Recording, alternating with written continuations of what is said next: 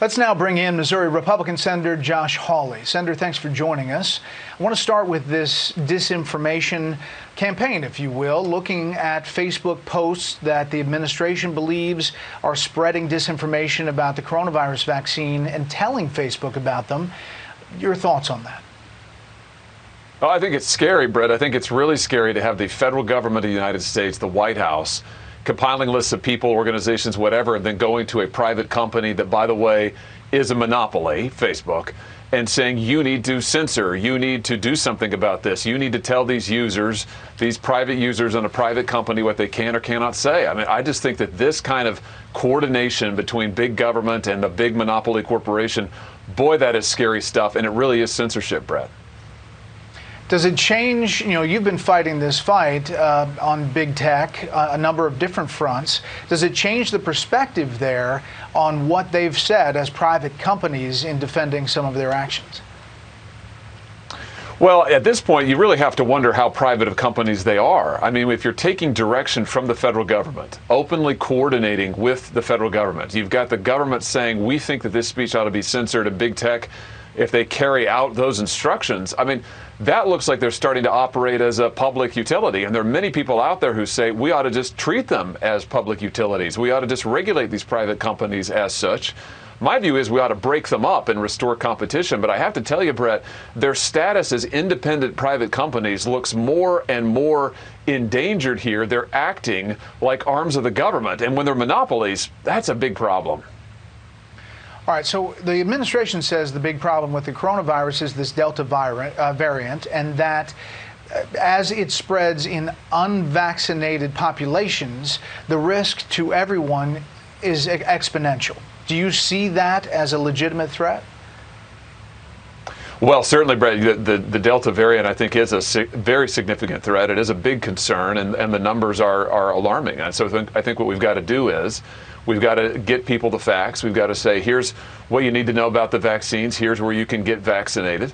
And then we've got to encourage folks to go make a medical decision that's good for them and their families. Now, I just want to say that I trust the people of my state, Missouri, and I trust the American people to make decisions that are good for them and their families. I think they shouldn't be told what to do. They certainly shouldn't have federal agents or whatever going door to door telling them what to do. You give people the facts, you give them access to the vaccine, and then you let them make their decisions. Well, Senator Roy Blunt, senior senator from your state, pretty much every event he goes to, he's now saying it's the vaccine versus the variant. We have to stop having places for the virus to mutate. You don't say that a ton. Is there a reason why?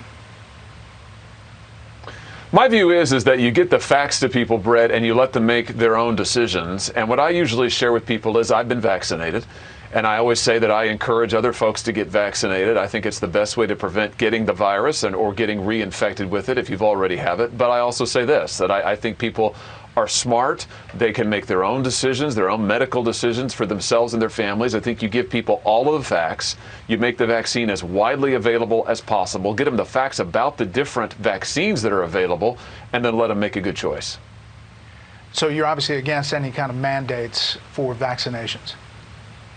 I am, Brad. No, I'm totally against that. We've got to remember that these vaccines, the three widely in use in this country, all have emergency use authorizations.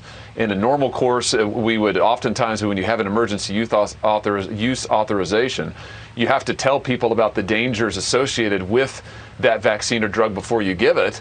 In this case, we're up against a major pandemic, which is why we have these authorizations, which is why the vaccines are out there. So again, I always say I've been vaccinated. I encourage people to go get vaccinated, but we shouldn't treat as unreasonable folks who say, hey, I've got concerns, I want to wait, I'm going to make a medical decision that's good for me. I think that's fine. We just got to get people the facts.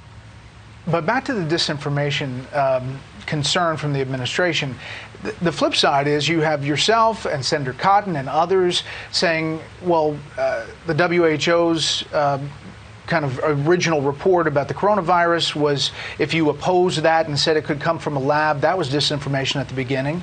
Hunter Biden and the concerns about that was disinformation from the beginning. So some of this disinformation evolved over time as more of the media covered some of these stories. Yeah, that's absolutely true, Brett. I mean, what Facebook said was disinformation. Now the president himself has said is one of the two leading theories as to where this virus came from. I'm talking about a potential lab link to COVID-19. This is why I've called, by the way, for all of the U.S. government's intelligence on the origins of COVID to be released. I think the public needs to know. We need to know the facts.